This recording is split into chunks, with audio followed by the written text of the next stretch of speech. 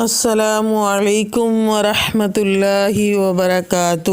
حدیث مبارکہ صلی اللہ علیہ وآلہ وسلم۔ اعوذ باللہ السمیع العلیم من الشیطان الرجیم من حمدہ ونفخہ ونفثہ۔ بسم اللہ الرحمن الرحیم۔ رسول اللہ صلی اللہ علیہ وآلہ وسلم نے فرمایا، اگر لوگوں کو ان دو نمازوں کے اجر کے بارے میں معلوم ہو جائے تو وہ مسجد میں گھٹنوں کے بل گھسٹتے ہوئے بھی آئیں، یعنی عشاء اور فجر کی نماز۔ رواہ البخاری۔ تو معزز سامعین، اس حدیث سے ہمیں یہ پتہ چلتا ہے کہ فجر اور عشاء کی نماز کی بہت زیادہ فضیلت ہے۔ اللہ رب العزت نے ان نمازوں کے چھوڑنے والے کے لیے بہت زیادہ وعیدیں نازل فرمائی ہیں، اور رسول اللہ صلی اللہ علیہ وسلم کے فرامین سے پتہ چلتا ہے کہ ان نمازوں کو چھوڑنے والا انسان منافق ہے۔ محترم سامعین، ہمیں چاہیے کہ ہم ان نمازوں کا خصوصی اہتمام کریں اور ان نمازوں کے لیے مشکل سے ہی چاہے